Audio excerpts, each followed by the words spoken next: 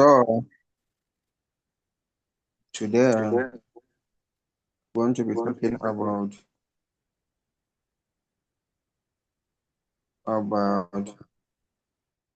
the genetic material, and the genetic material, as we have seen earlier on, are actually composed of the nucleic acids. And these nucleic acids are actually broken into two: the DNA, the RNA, and then how they are packaged and how they are eventually divided through the process of cell division. And then previously we have seen how this material is condensed into the form that we call the chromosome and stuff like that. So today we are going to take some time to look at these nitty-gritties up to amino acid and then polypeptides and proteins. So like I said, and all of us are aware, this class of today is actually a reminder, because all of us have done the genetic molecule one level or the other. All of us have done some form of biochemistry, we have done some form of physiology, and we have come across this particular idea several times in different places. So, like you can see, the nucleic acid actually, we say they are formed by DNA and RNA, and they are the vehicles of genetic inheritance. They contain the information that is transmitted, genetic information that is transmitted over the generation. So if we want to look at the components closely, we will now appreciate this particular cartoon. You have your nucleic acid here, broken into two, DNA, RNA, and then for each of these components is actually made up of nucleotides. And then this nucleotide is made up of the phosphate backbone, the sugar, and then the base. So when you have the three put together, you have a nucleotide, but then again, sometimes you may not have the phosphate, you can have the sugar and the base. This is actually called the nucleoside. Now, going back to one of our classes, when we were talking about the history of genetics or molecular genetics, we came across the summation that this particular material is actually complementary, where A is equal to T and then C is equal to G. But then for now, let's look at it. About 13 to 34% of dry volume bacteria is actually composed of the DNA and the RNA. So this is a typical structure that we were talking about earlier on. We have the phosphate, we have the sugar, and then we have the nitrogen.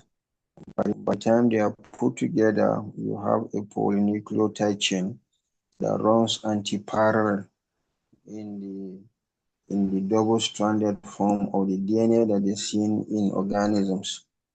And so you can see certain nucleotides have a storage for energy and reducing power. So ATP, for instance, will become ADP and then AMP through the process of hydrolysis or energy release. And so the ATP that we know, which is the currency for the biological system, the most popular currency for the biological system, even though we also have GTP, at some point is also being used, is actually a nucleotide. So if we look at this very carefully, we will appreciate what is happening. We have what we can find in DNA only, we can find thymine, and then we can find the sugar is actually 2-deoxyribose. In the position 2, there is no actually oxygen molecule there. Then in both DNA and RNA, we can find adenine, guanine, and cytosine. And then the phosphate is also applicable to all these bases. In RNA, we can find uracil replacing thymine, and then the sugar ribose replacing 2-deoxyribose. Now, this have very serious implication for the reproduction or replication of this molecule. So we'll come to see that subsequently. So now let's take a very closer look. You can see the phosphodiester component. what we call number one as phosphate group. Then number two, the pentose sugar, because it's actually 5 ring. And then the base, which can be single benzene ring or double benzene ring. This instance, guanine, sorry, a purine or a pyrimidine. Pyrimidine are the single benzene ring nuclear bases, whereas the purines are the double benzene ring nitrogenous bases. Okay, remember I was making reference to this particular idea in 1947. Erwin Chagall came up with the discovery that when you study the molecules very closely, DNA, you will discover that A is equal to T and C is equal to G, and that is why it's reflected here in the form of a scale having equal weights. Now, in the center here is the X-ray diffraction of the crystalline form of DNA. Typically, this diagram or this particular cartoon was obtained from the work of Rosalind Franklin. She was one of the people that actually was studying this thing. Unfortunately, she passed away, and her data, as we are going to see, her data was part of the thing that was used to decipher the structure of DNA. Then on this other side, you can see how A or adenine is actually forming complementary bond with thymine, and then on this side, you can see guanine forming complementary bond with cytosine. Now, remember that in 1952, what happened was that DNA was established as a genetic material. So immediately after that, there was a serious race into trying to find out what is the structure and how does this molecule actually reproduce. And you can see here, we can say that in a variety of species, the molecular ratios of A and T bases C and G are equal, just like we have seen. For example, in humans, the GC content is about 39.4%. Now, in an elaborate report that was done by Erwin Chagall and co-workers, can be seen in this particular table, 11.1, molar properties of bases in DNA from various sources. And this was actually reported in 1955. And what you can see there is that you can see in E. coli, adenine and thymine, guanine and cytosine. But then come down to the towards the bottom of the table that is encircled with red, you can see in human liver cells 30.3% adenine, 30.3% thymine, 19.5% guanine, 19.9% cytosine. So this is one that really closely approximated 100% ratios. So that is the summation that was actually or that made when to make the summation that A is equal to T and G is equal to C. So by 1962, these three gentlemen were awarded the Nobel Prize for their breaking work in trying to describe or in describing the structure of DNA. Francis Harry Crompton, Crick, and then James Dale Watson. Now, these are the two people that we're very familiar with. That's why we can say Crick and Watson, molecule and stuff like that. But then again, all of them were working under the supervision of Mauritius Frederick Wilkins. Now, let me give you a background so that you can appreciate. You see, as at the time this particular experiment that was conducted in 1953 and eventually got the Nobel Prize in 1962, this gentleman here was 37 years. That's Harry Francis Compton, Crick, and was actually having his background in physics. So when he did his physics degree, he went to do masters. And then when he was there at Cambridge, he decided that he was no longer interested in physics, that he wanted to switch to biological sciences. And that is how he moved to Cavendish Lab, under Maurice Wilkins. And James Dye Wilson has just finished his PhD in the United States. And after finishing his PhD at the age of 24, he decided to pick up, a postdoctoral research position in this particular lab. That's how they got to meet with Francis Harry Compton. All of them under Maurice Hugh Frederick Wilson. Now, the other lady, which is not here, was Rosalind Franklin, who was studying, using X-ray to study DNA, which her data was eventually used as part of their discovery. So, in 1962, the Nobel Prize in Physiology and Medicine was actually jointly awarded to Francis Harry Compton Crick, James Dyer Watson, and then Maurice Frederick Wilkins for their discovery concerning the molecular structure of nucleic acid and its significance for information transfer in living material. Honestly speaking, I tell students all the time that, see, one of the conditions for the award of uh, the Nobel Prize is that the finding that the scientists have done should contribute significantly to alleviating suffering. And honestly speaking, when you look at this solution as at the time they were making this discovery, you may not be able to find how ordinary description of the structure of DNA can lead to alleviating human suffering, honestly. But I think the Nobel Committee, in their wisdom, have foreseen that yes, this thing is really, really going to cause a revolution. And indeed, it did. Because the moment the structure of DNA was was described, then everything got broke. Or what they used to say, hell got loose. Now, you see, the issue is that so many discoveries have been associated with just this key discovery of the structure.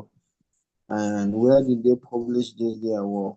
By the way, you should also appreciate, it's a single page article.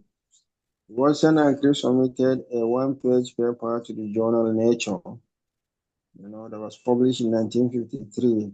And you can see the title is actually shown there. A structure for deoxyribose nucleic acid. And they started their sentence with the fact that we wish to suggest a structure for the salt. In science, till now, we cannot run away from suggestion because we don't know everything. What we believe to have known today, if we believe we have known everything today, my friend, sorry, tomorrow is going to be a different story altogether. So this is the scientific posture that you suggest a scenario because you believe that you don't know all the things happening, because I can assure you tomorrow something different is going to be seen.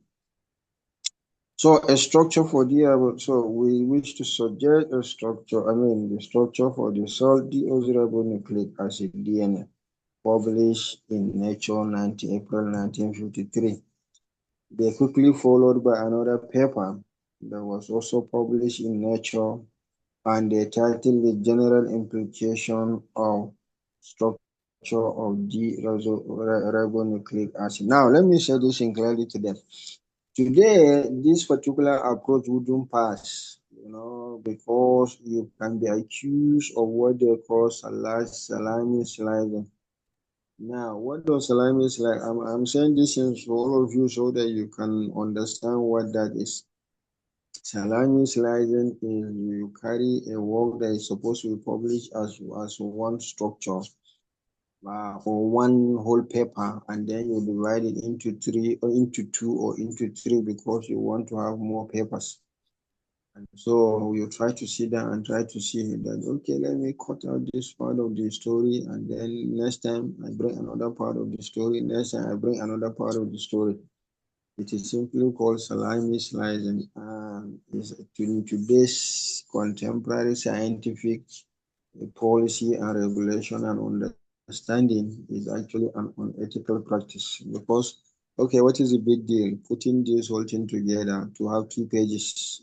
Today, if you go back to nature and carry the journal nature today and open and see any paper that is actually 1 page. I can tell you for free, in some of the journal or journal articles published in Nature, even the authors alone, the list of the authors, by the time you start listing them, they can fill a whole page because they can be like hundreds and hundreds and hundreds of authors.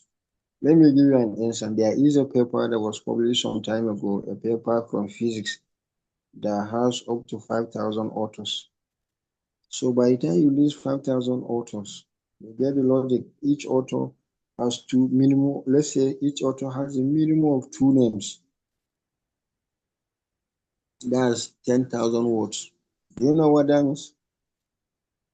It means that you are already written a project. Because in some universities that will tell you that a master's degree dissertation should not be more than 20,000 words. So the list of authors alone is already half of the master's thesis.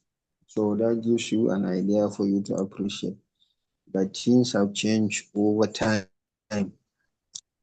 All right, according to the double helix, DNA molecule shows the following salient features. The two polynucleotide chains are coiled around each other like a spiral stair, which you are very familiar with. And then the cross-rung steps are what formed by nitrogenous bases, while phosphate and sugars form the uprights. Now, these two polynuclear chains run in opposite direction, and that is what we stated earlier as antiparallel. Now, with one chain running in the 5 to 3 prime position and the other one from the 5 to 3 prime position. Then the average distance between these two is actually 20 Armstrong. And because they are actually helical in nature, they are coiled upon themselves. One full turn of the helix called the gyre is actually measuring 34 Armstrong in length. So the distance between the two successive sugars molecule is 3.1 Armstrong. Now, thus, each gyre accommodates about 10 nucleotides. So before there is a complete turn on the helical molecule, you will have crossed about 10 nucleotide bases. That's what it actually means. And these nucleotides are the building blocks of the nucleic acid, which we have mentioned earlier on, and we saw the various types and stuff like that. We also mentioned the fact that the ones that carry double benzoin are called purines, and the ones that carry single are actually called pyrimidines. We tell ourselves that they are the sugar that is actually a pentose sugar, and then there is a phosphate that is attached to the sugar. So what are the differences between the RNA and the DNA structures? So it's actually summarized in this table. The characters, the molecules, the DNA double-stranded. Now, you must remember this simple information. DNA exists only in double-stranded form, while RNA exists in single-stranded form. Even though in many of the instances, you may have some portion of them actually forming double-strandedness, but ideally the molecule is a what? Is a single-stranded molecule. The pentose sugar, the pyrimidine base, the differences, all of this you should keep in your mind. Ratios of purine to pyrimidines always 1:1. In RNA is not necessary, because what makes the ratio 1:1 in the case of DNA is because of the complementarity, whereas in RNA, you remember the molecule is single-stranded. So you do not actually know what actually happens. So it's just a random event that occurs. So the structure again for our remembrance, the base, the second position that carries the oxygen, and then we have the ribose sugar, and then the phosphate attached to sugar on this other side. So when you come to DNA, you see that this particular position 2 is devoid of oxygen, and that is why it's called deoxyribonucleotide. The diameter of the helix we have seen earlier on 20 Armstrong, and then these bases are actually separated by 3.4 Armstrong by altogether 34 Armstrong, which is actually 10 bases in a gyre. And envision a circular staircase with the base pairs with the stairs, and each stair turns 36 degrees.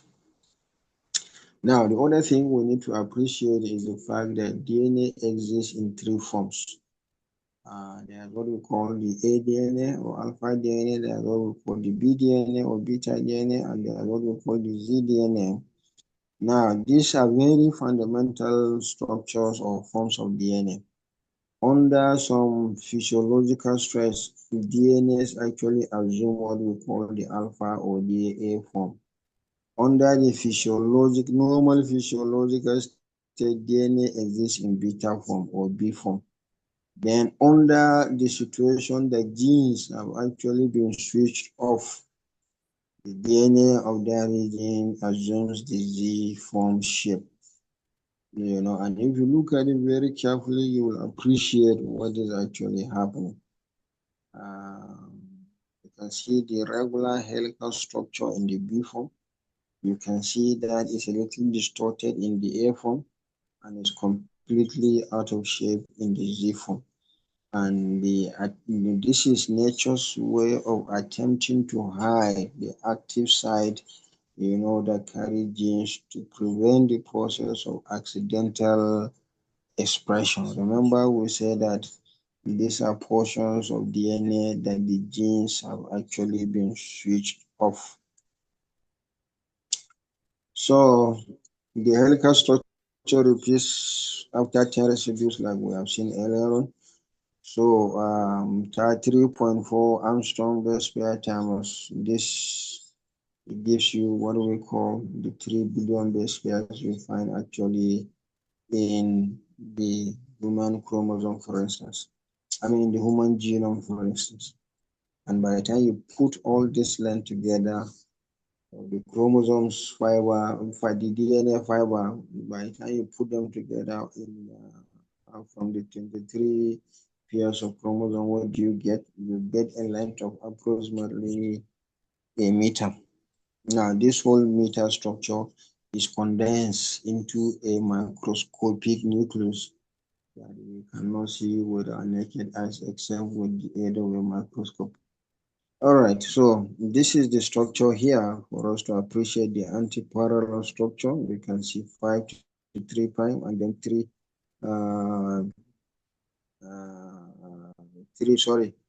5 to 3 prime position on this coming down, and then from 5 prime down going up again. This is the parallel nature of the molecule, and all the things we've been talking about. The diameter of the molecule, which we said is 20 Armstrong. In this instance, we are using nanometer, so the radius is actually 1 nanometer. By the time you put it to full diameter, you actually get the 2 nanometers or 20 Armstrong. And then here, the complete cycle, is 3.4 nanometer, which is equivalent of 34 Armstrong. And by the time the molecule is actually going through the helical form, is forming what we call the major and the minor groups. These are the things that you are actually seeing here. So here we are presenting structural forms of nucleic acid. Usually in the eukaryotic organism, DNA is actually linear, or nucleic acid is actually linear in nature. That is why you can see in DNA a linear duplex. But in quite a number of microorganisms, and plasmid or extra chromosomal material, they actually are found in a circular nature. So in this instance, example is plasmid, or the prokaryotic organism, the bacteria. And then they are the ones that can be formed in the lab that we actually call spherical nucleic acid. So these ones are man-made in the lab, but the two naturally occurring, actually you find them here. And then B, mode of assembly, naturally programmed, e.g. tRNA, you can see the structure, and then natural scaffold of nucleosome, and then synthetically programmed, e.g. DNA origami. All these ones are actually not naturally occurring. So let's keep that one in our minds. So again, part of the parameters of the major DNA helices, they are actually presented here. So you take your time, recall the fact that when you look at from A, from B, and from D, the diameter is 26, increase of 6 Armstrong from the normal physiological, and then the diameter is 18, which is decrease of 2 Armstrong to form the Z form. The direction of the helical, the rotational helix, the base tilt relative to the axis, you can see them all here. And the major group narrow and deep wide, and then flat in the case of the Z form. And general comment, for instance, one will come most prevalent within cell, and of course in stretches of alternating purines pyrimidine bases in the Z form. Now, the part of the properties is the fact that it's right-handed double helix. One complete turn will say is 36 Armstrong. And then distance between adjacent bases is 3.6. So times 10, that becomes the 36. Rotation of the bases is actually 36 degrees. And then 10 bases can be found in a typical turn. And then we say the helix diameter is 20 Armstrong. Very important. So how is this molecule kept? Number one, rigid phosphate backbone, very important. Stacking interaction, electron interaction between planar bases, and then hydrophobic interactions, highly negative, positive backbone versus non-polar bases. Very important because it has nature way of putting the molecule to stay together, and we are going to see subsequently additional factors that increase the stability of the molecule. Now, number four, hydrogen bonding is not the most energetically significant component. Maintenance of distance, from the two phosphate backbone requires purine pyrimidine. So you can see how nature designed this particular idea. And then ionic interactions that salt stabilizes the duplex, forming the DNA shielding from the phosphate backbone. Very important. Then the other thing we need to also appreciate, which may not really look important as at the time this discovery was made, is the fact that DNA can melt. And how does DNA melt? DNA melts under certain conditions. One of those conditions is the fact that you just increase the temperature a little, and then the molecule can melt. And the most important thing again is the fact that the molecule can reversibly melt.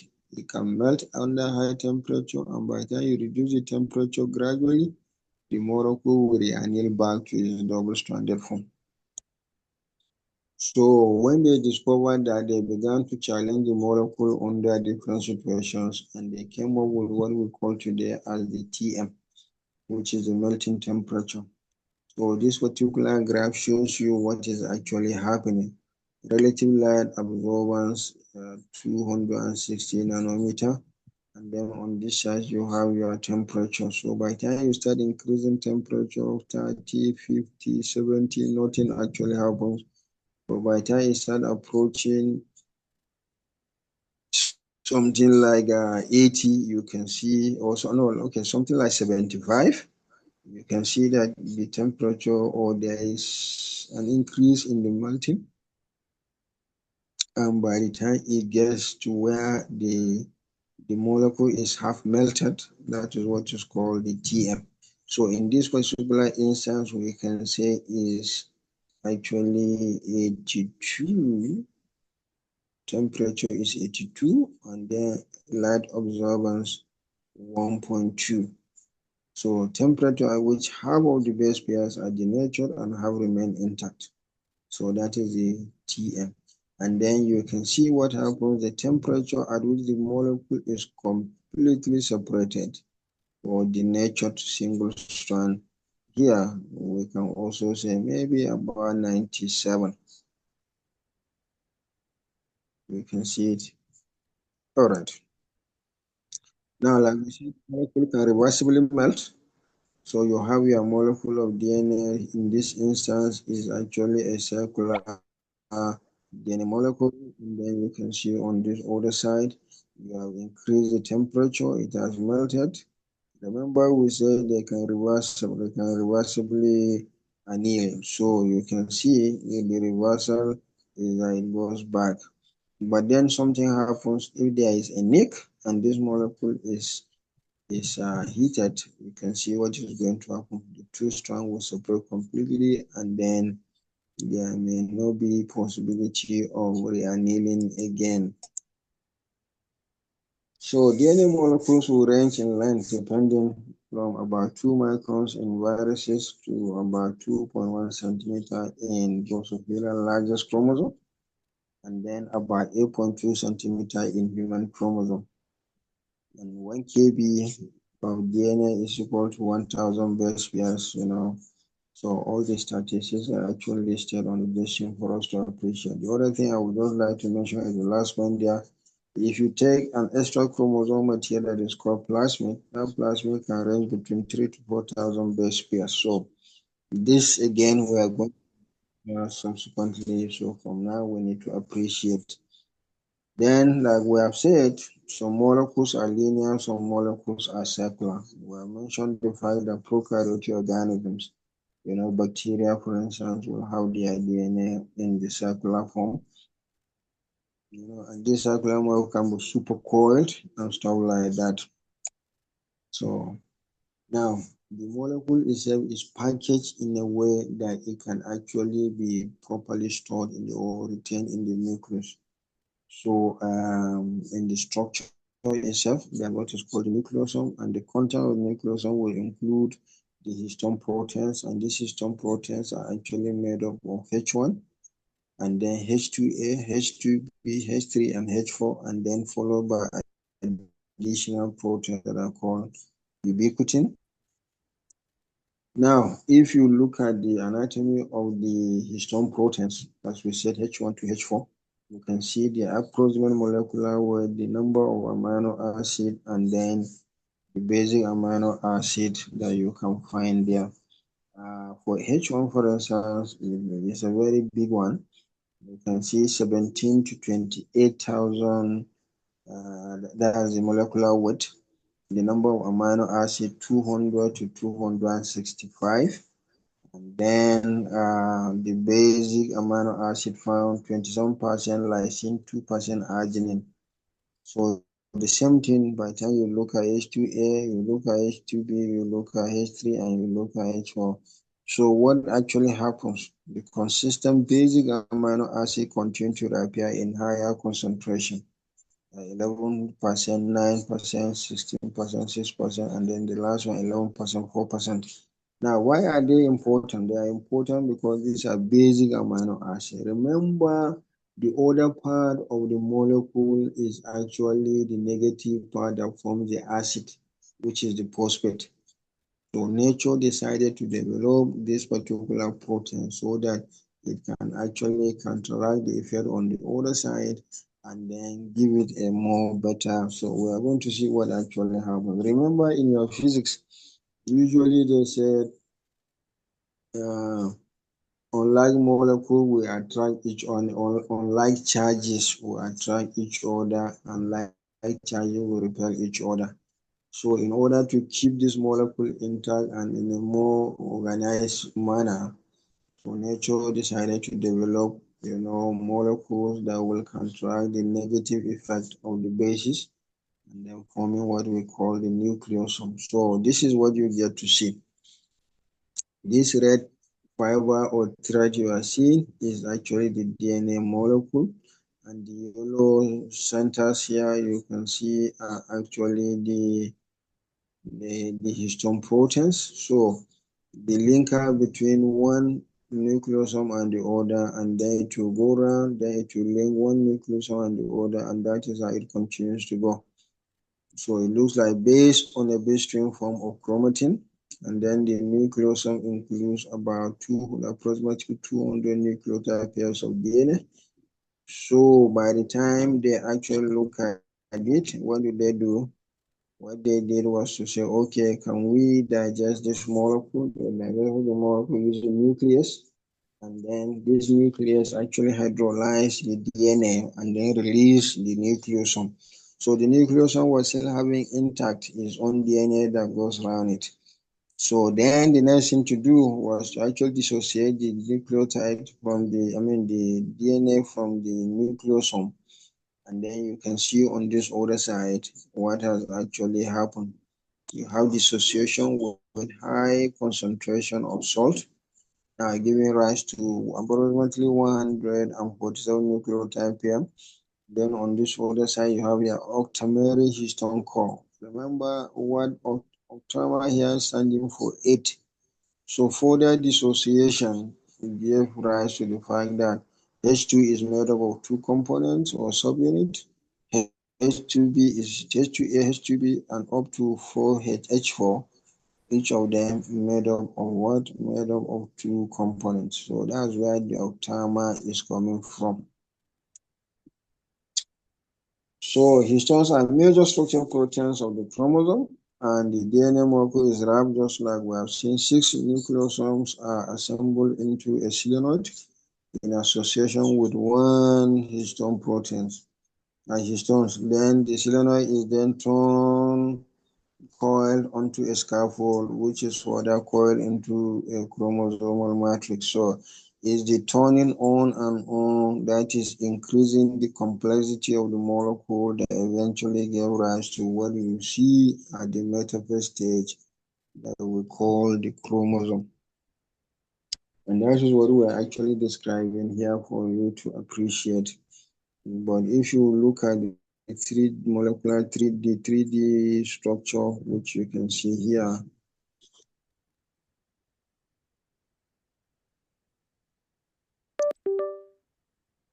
and then you can actually see the real structure. Each nucleosome standing by itself with the H1 actually anchoring it to ensure that it doesn't get loose. And so all this is repeated. And so these are the things that turn over and over and over until you have this condensed structure that we call the chromosome.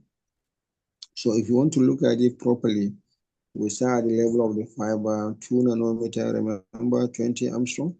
Now, by the time we add the nucleosome, the size increases to 11 nanometer. By the time it's folded and torn upon the cell, you have the 30 nanometer. And then it will continue like that, forming the scaffold 300 nanometer, and then further condensation to 700 nanometer, and then eventually forming the chromosome at 1,400 nanometers. So if you actually use the electron microscope to view this structure at this level of the fiber, what you can see here, beads on the string, is what you are actually seeing on this micrograph here. So each of these beads is actually a nucleosome, and then you can see there's a small connection for a thread, is the DNA that we're talking about. And this, what we are seeing here, is actually the structure of the circular DNA as captured under the electron microscope from a particular eukaryotic organism. So what are the other proteins that you can find? You can find replication enzymes, you can find transcription enzymes, and in prokaryotic, you can find UPH proteins and other types of proteins, associated with the genetic material as we have seen earlier on. So this is a classical case. If you look at the replication fork, what do we see? We see the replication enzyme, we see the transcription enzyme, and other proteins associated. E.g., you can see what you call single strand binding proteins. You can see DNA helicases, topoisomerases, and then the DNA polymerase enzyme itself, and several other ones that cannot be seen here but associated with the nucleic acid.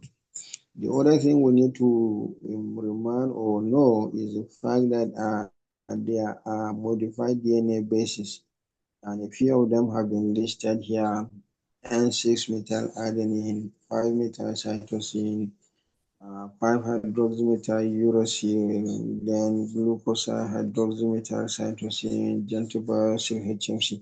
Now, these are actually modified bases that you can find in a DNA molecule. Even though when we mention the bases that we get to see in DNA, we don't mention them. We just mention the general straightforward. But modifications of these bases actually give rise to these modified DNA bases.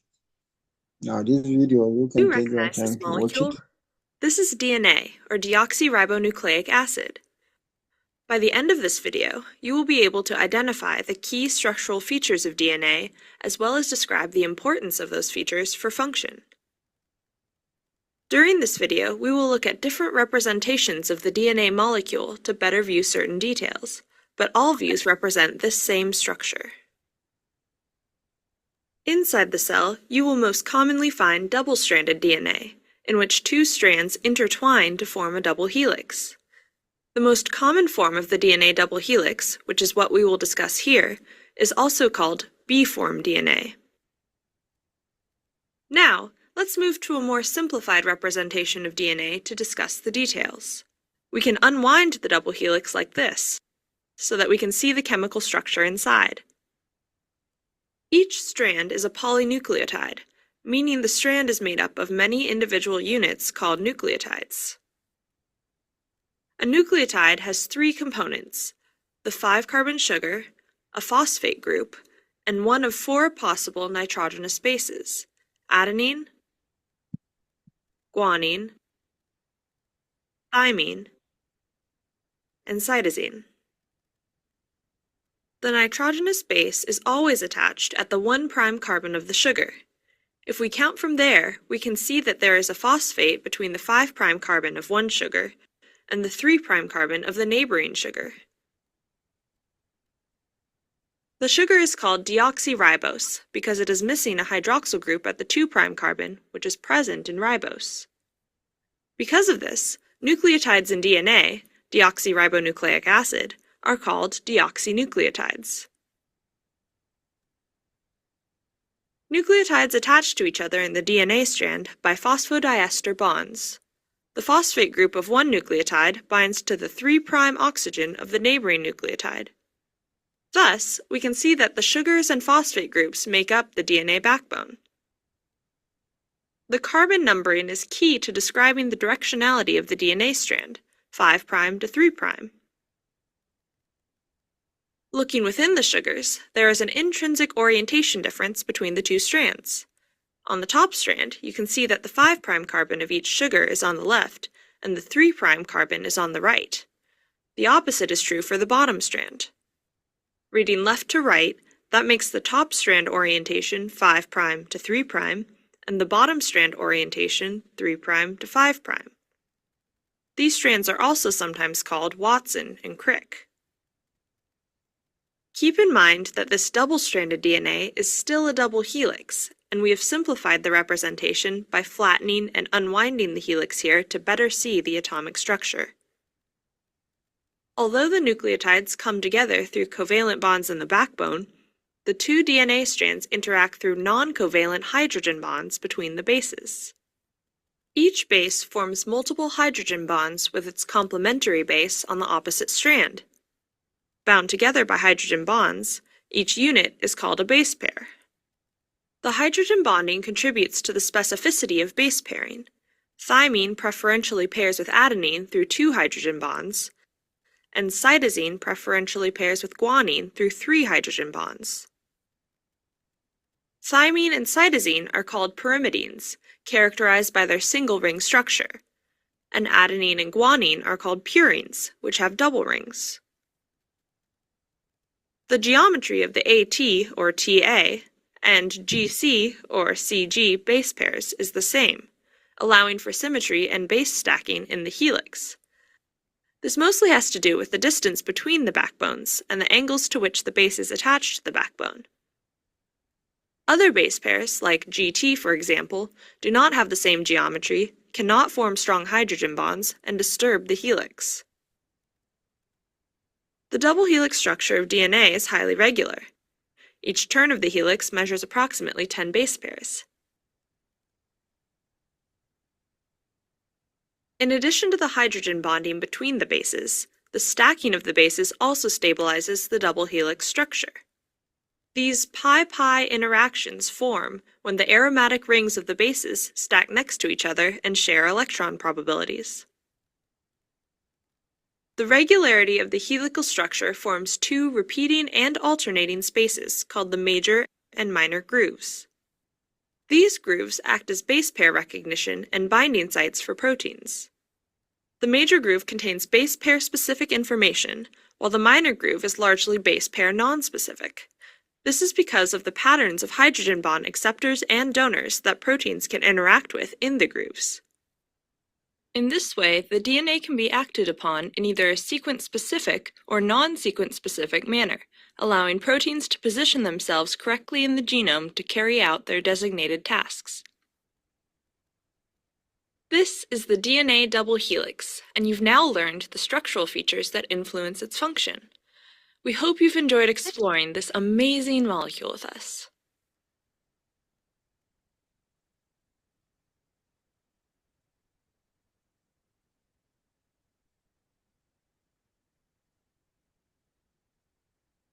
All right, that is a summary of the idea of the DNA molecule. Okay, let's move to RNA.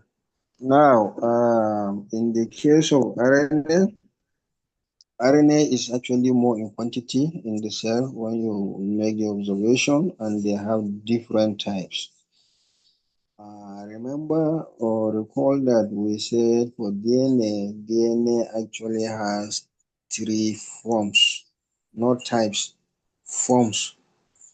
In the case of RNA have different or several types. You have things like transfer RNA, rRNA, messenger RNA, small cytoplasm, small nuclear, and then all kinds of that we are going to eventually see. Constituent genomes of some plants, animal, insect virus. We saw that in 1957, Franklin Conrad and Singer were able to report the fact that tobacco mosaic virus are actually RNA, RNA, their genetic material is in the form of RNA. And today we know retroviruses, have their genetic material in RNA. Okay.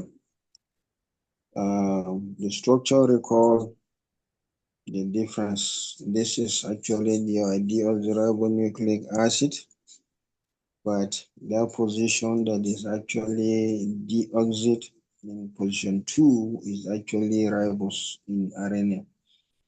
So let's keep that one in our mind. And the fact that RNA is found in the nucleus and in the cytoplasm, but then DNA is only found in the in the nucleus. When you find DNA in the cytoplasm, then there is a problem. Or when you find DNA floating in the system, there is a problem.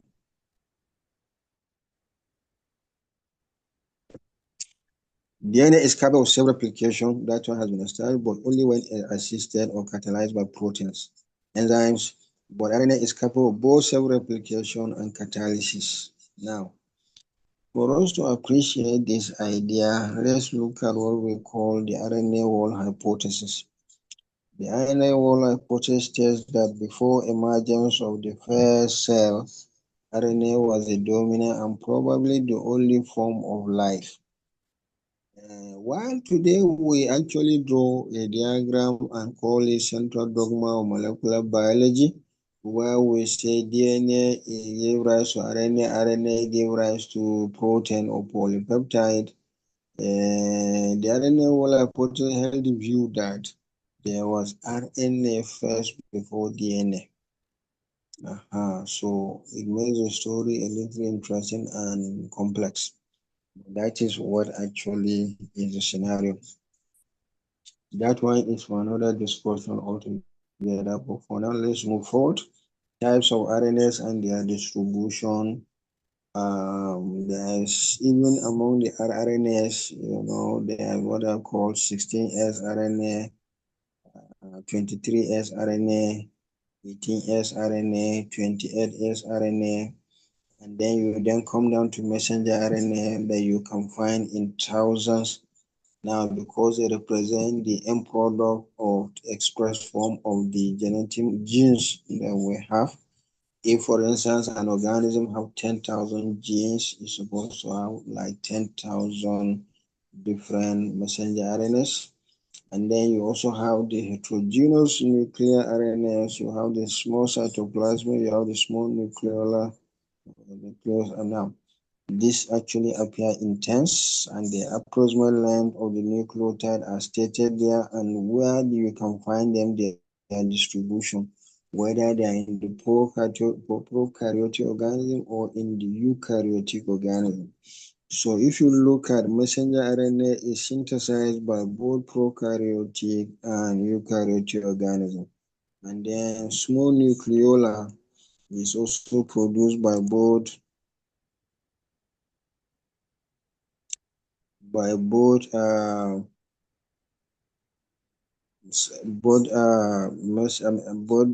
prokaryotic and eukaryotic organisms.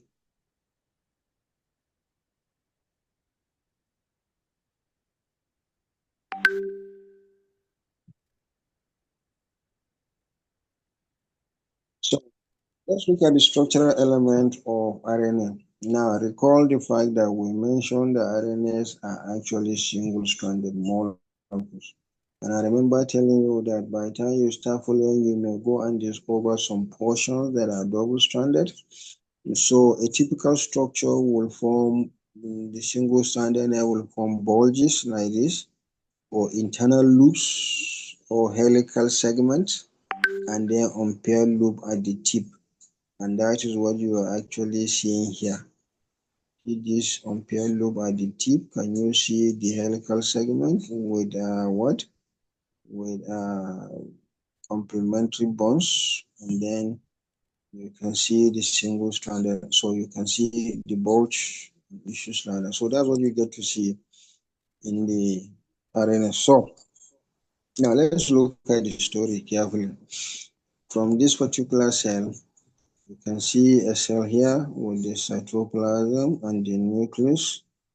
Then within the nucleus, we can see RNA. RNA giving rise to what is called pre-messenger RNA, eventually taken to the cytoplasm, eventually forming RNA, messenger RNA. And then on this other side, these are actually called non-coding RNAs. In the non-coding RNAs, again, you can see some are colored blue, some are colored green. So in the color green, you can see circular RNA, pseudogenes, long non-coding RNAs.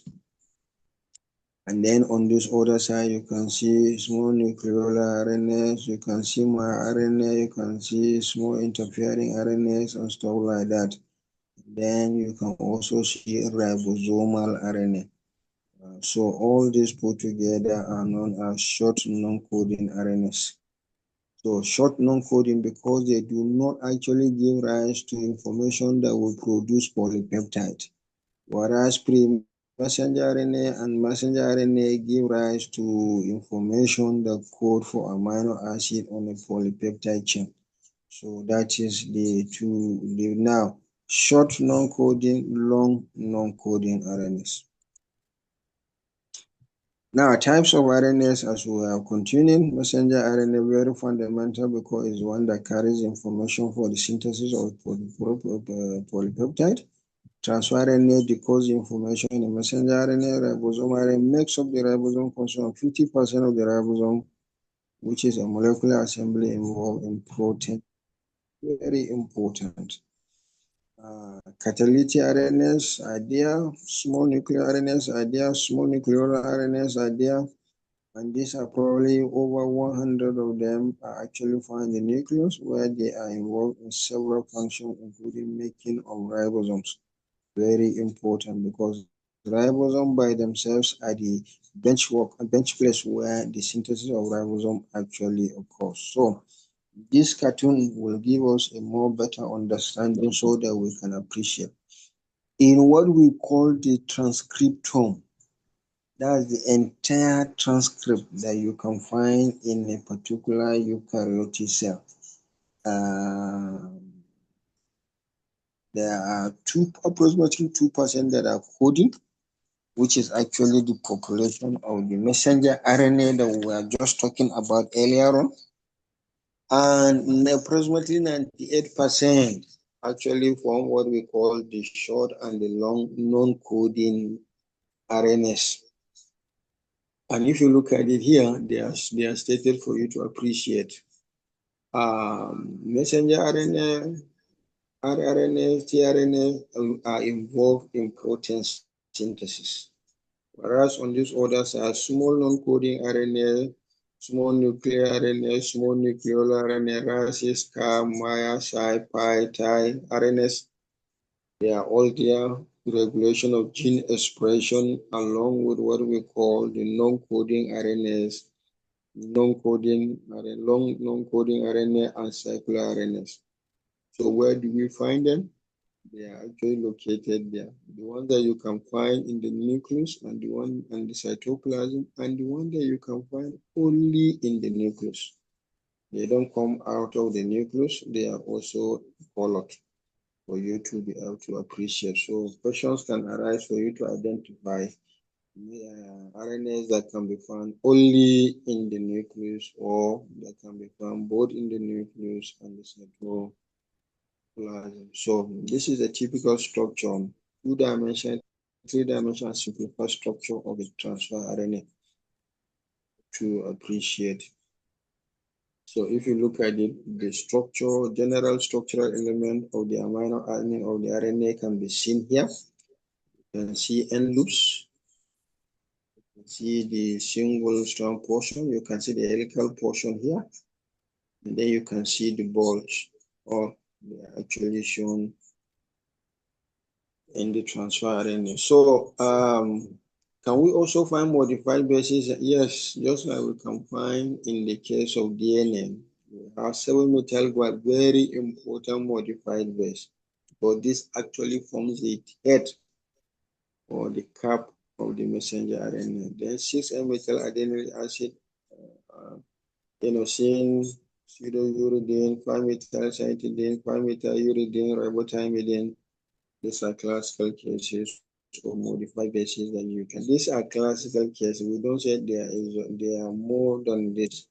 These are just a few of them. Now, when you take a structure, you want to look at the structure of the ribosome. Typical structure here, 16S rRNA. You can see it here. Now, let's locate the beginning and the end. Remember that a nucleic acid would start with the 5' RNA, position, which we can see here. Now, this molecule goes in all, creating bulges and loops and internal loops and all kinds of things and end loops, and then it will go round until it will come and appear at this 3' end. So this is a typical structure of ribosomal RNA, in this instance 16S rRNA. Thanks for stopping by. This is 2-Minute Classroom, and today we're talking about RNA, specifically mRNA, rRNA, and tRNA. Let's start with mRNA, or messenger RNA. So named because it acts as the messenger between DNA and protein production.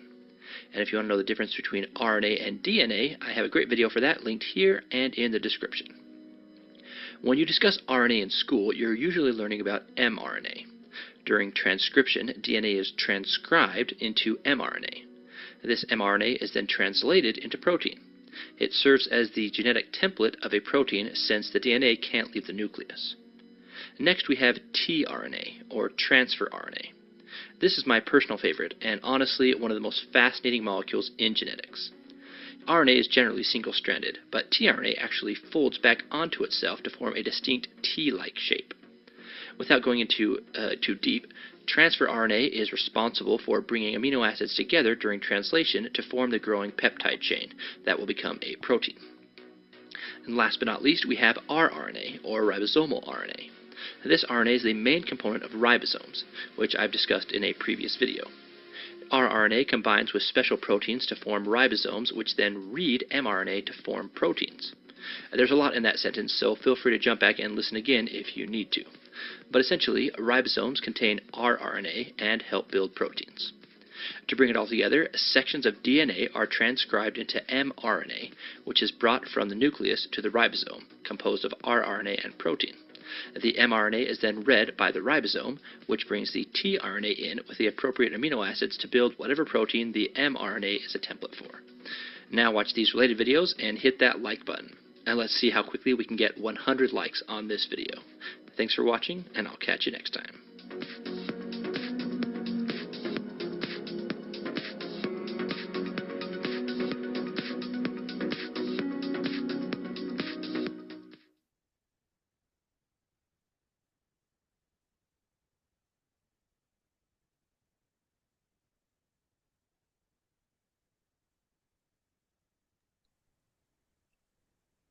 As we are getting close to finishing the the lecture, functions of nucleic acids. Number one, the main function is to store and transfer genetic information, just like we have seen, to use genetic information to direct synthesis of new proteins. And then deoxyribonucleic acid is storage for place for genetic information in the cell. DNA controls synthesis of RNA in the cell. We have just seen that. Genetic information is transmitted from DNA to protein synthesizers in the cell. Then RNA also direct production of new proteins. Then the function of the nitrogenous basic sequence in the backbone determines the protein being synthesized.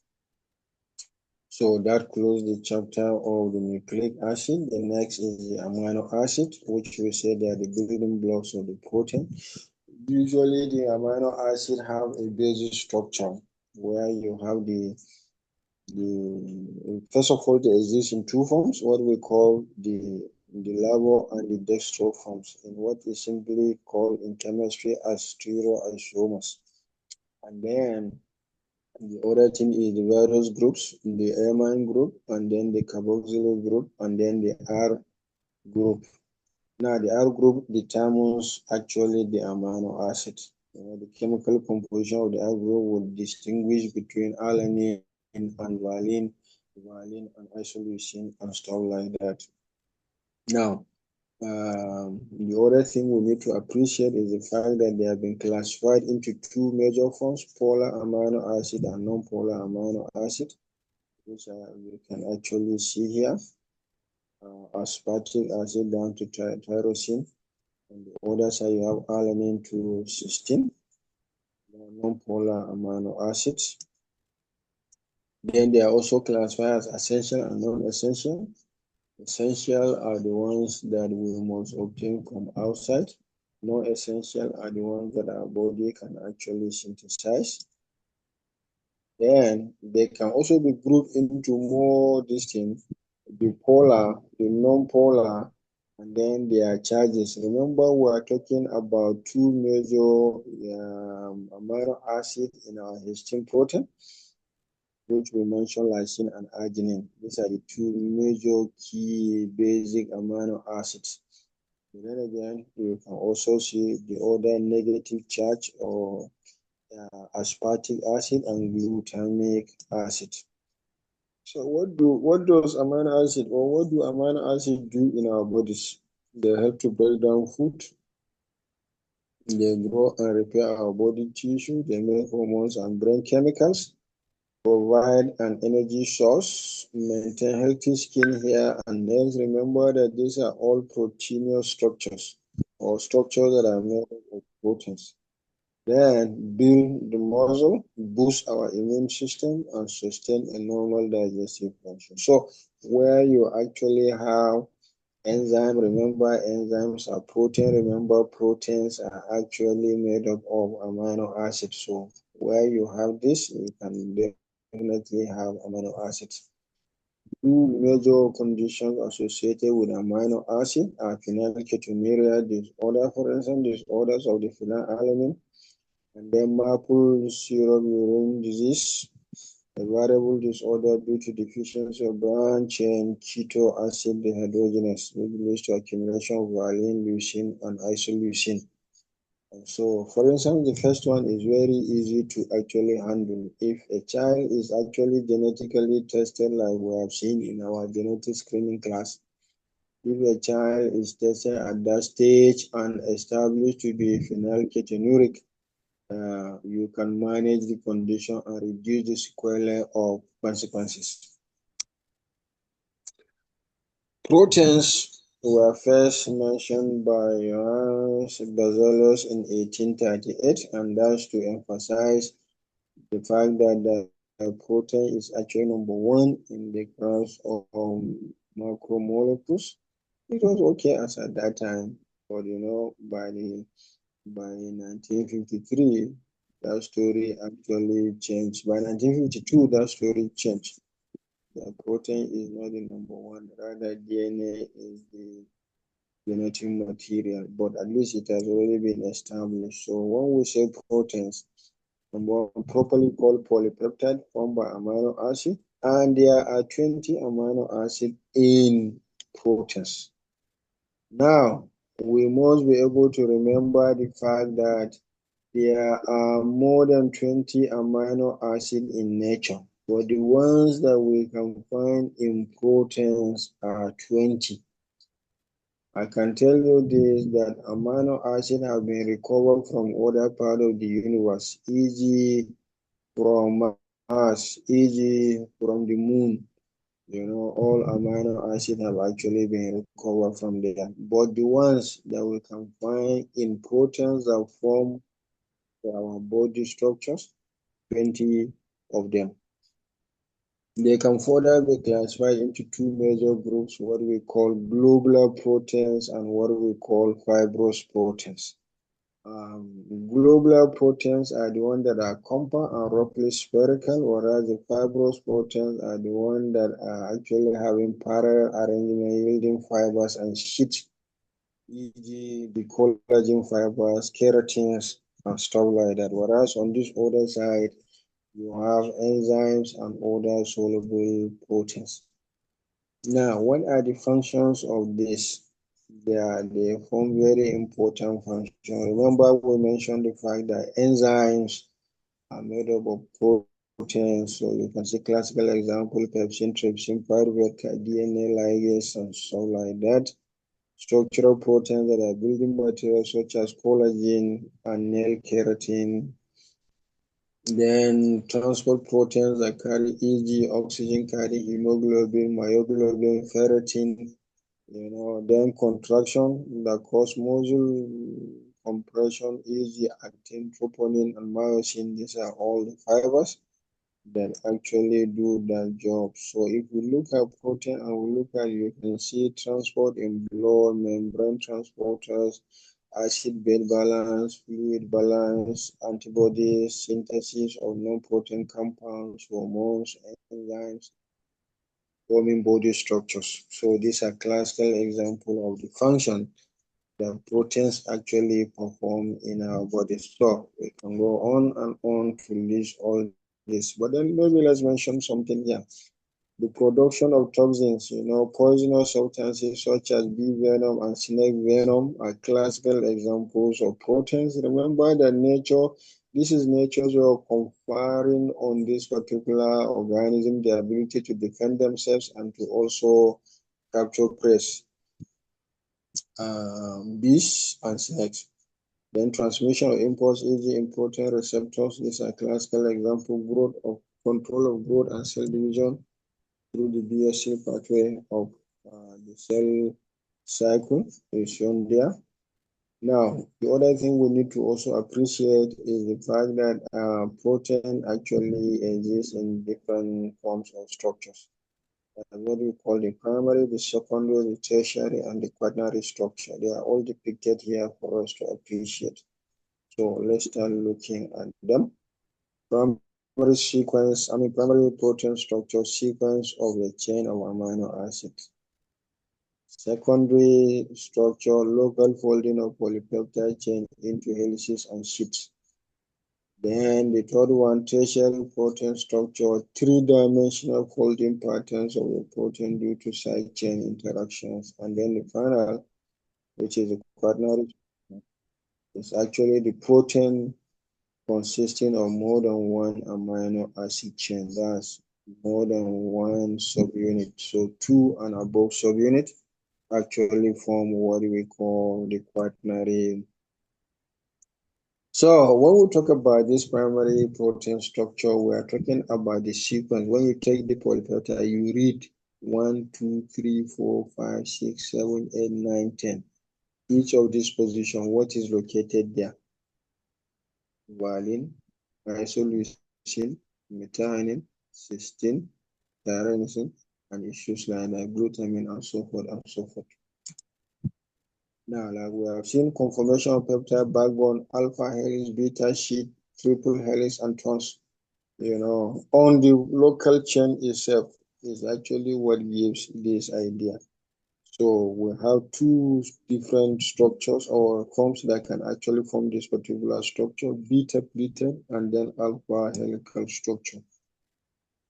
Then you actually have the tertiary protein, which is a three-dimensional structure holding derived from spatial arrangement of amino acids that are far apart in the linear sequence. So you can see, if you look at this particular chain here, you can appreciate what is happening. So this chain goes round and stuff like that, and you can see from far distances, you can see a sulfur diester, sulfur bridge here, and then you can see another bond forming between this amino acid and the amino acid here. You can see this other one. So these are the things that actually help to form this configuration that is called the tertiary structure. And until a protein or polypeptide assume this normal tertiary structure for the protein will not be able to perform its function.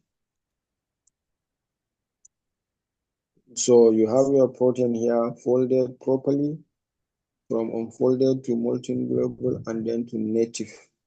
Until it assumes in native form, it will not be able to function. Then in the quaternary, remember, we say in a situation where we have two or more subunits coming together. And in this instance, you can see hemoglobin. Hemoglobin actually have 4 subunits, 2 alphas and 2 betas. So this cartoon here has been designed for you to appreciate by application of different colors. You can see green, orange, pink, and then purple. Showing you the different. All right. This picture is actually obtained from this particular book, Molecular Biology of the Cell, Garland Science 2008, where different proteins have been designed, or structure have been put for you to appreciate, and this is actually based on scale. If you look at insulin, you look at the HH2 and SH2 domain, you look at lysozyme, you look at myoglobin, you look at cytochrome C, you look at calmodulin. You can see these are globular structure. But then look at collagen. We say they are actually fibers, so we are not surprised. It's actually a long molecule. And then you can look at bigger ones like catalysts, for instance. Look at aspartate transcarbamylase, very large molecules, So many of them are actually made up of several subunits. So let's take a classical instance here. Nice subunit composition of some proteins. Glutamine synthetase obtained from E. coli. Molecule weight 592 kilodalton. Number of subunit 12. Molecular weight of each subunit 49. Alkaline phosphatase is listed there, but then I want you to look at pyruvate dehydrogenase complex, also obtained from E. coli, weight 4,500 kilodaltons. There are 3 major subunits, and each of these subunits is actually 24 in number. It really is indeed a complex. So by the time you add 24 plus 24 plus 24, you get 70. two subunit in one protein known as pyruvate dehydrogenase complex. Then our hemoglobin is shown there for you, which is actually 2 alphas, 2 betas. So this is the structure of proteins. Now we can take some time to watch the video quickly and then. Hey everyone, quick biochemistry basics here. Let's talk about structure of protein. So the proteins have a primary, secondary, tertiary, and a quaternary structure. Let's talk about each of them. Primary structure of protein. Primary structure of protein is a linear sequence of amino acids present in the protein. This linear sequence of amino acid is either written in a 3-letter or a 1-letter form. Now, these amino acids are attached with each other by a peptide bond. Now, the primary structure of protein is always written from the N-terminal of the first amino acid to the C-terminal of the last amino acid.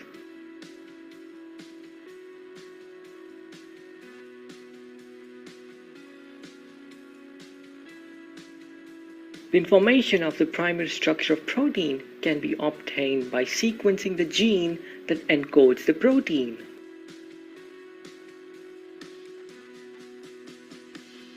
This information can also be obtained by sequencing the protein itself. Secondary structure of protein. Now, in the primary structure of protein, the amino acids are linked by peptide bond, and the peptide bond has an oxygen attached with the carbon and a nitrogen attached with the hydrogen. Both oxygen and hydrogen have the ability to form hydrogen bond, and this results in folding of the peptide chain either in alpha helix or the beta sheet. Let's talk about alpha helix. Alpha helix is the most common secondary structure of protein. In this structure, the protein attains a spiral shape such that the side chain of amino acid remains outwards. The alpha helix is stabilized by hydrogen bonding. This hydrogen bonding is formed between the hydrogen of nitrogen and the oxygen attached with the carbon. Individual hydrogen bonding are of course weak, but collectively they are strong enough to stabilize the spiral structure. All the peptide bonds except the first and the last participate in the hydrogen bonding. Each turn of the helix has 3.6 amino acids at a distance of 0.54 nanometers.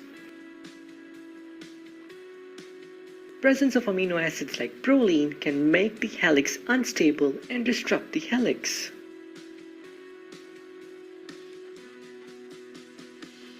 The beta sheet. Beta sheet is the second type of secondary structure of protein.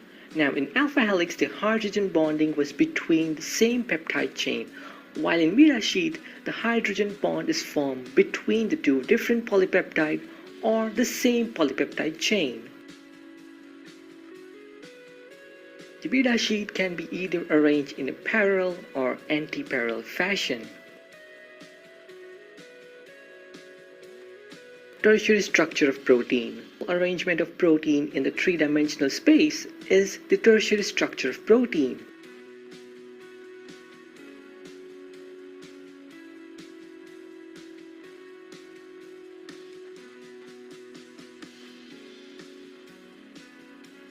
The tertiary structure will also have other bonds like disulfide bond, hydrophobic interactions, and ionic interactions.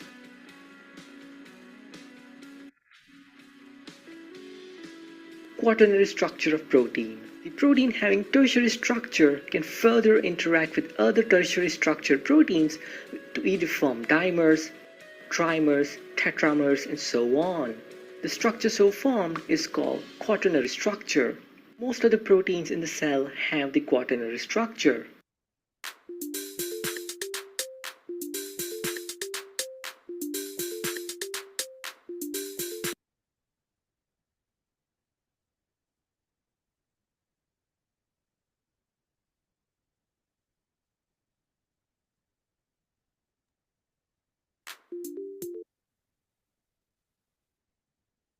Okay. Um, that concludes our class on the genetic molecules. So this particular class is a summary of the idea. Take your time. The idea about the sources for this particular material is all over the place. You can take your time to refresh it, tell you about chemistry textbook or any material, to remind yourself closely of this material. But in any case, before we close, are there questions?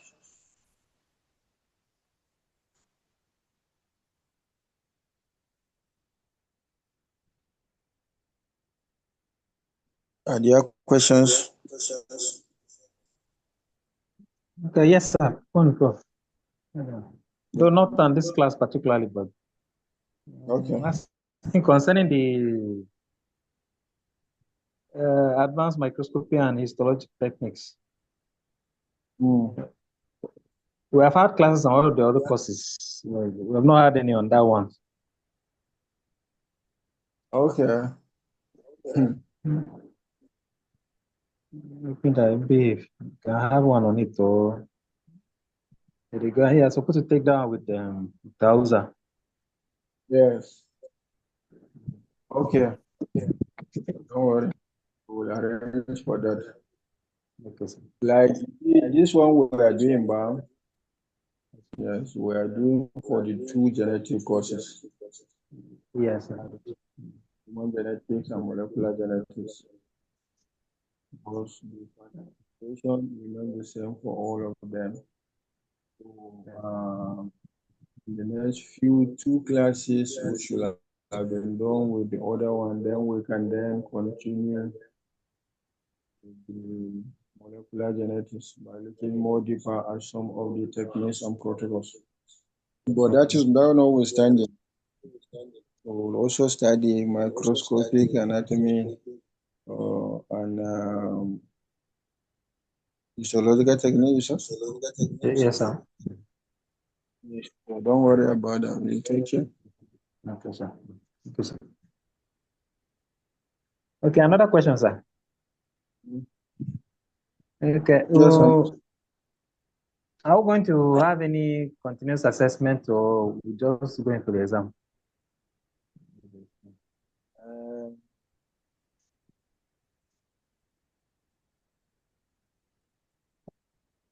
Yeah, is that a problem?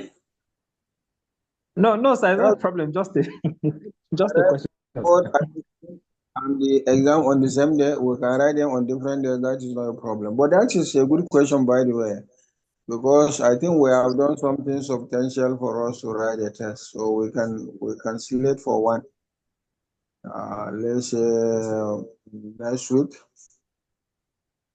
we can select a test for one, and we are going to do an online test.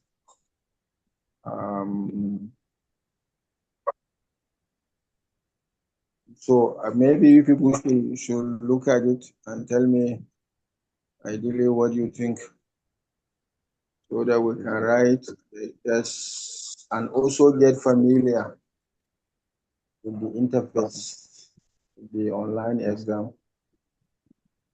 Yes, sir. Right, sir. Thank you, sir.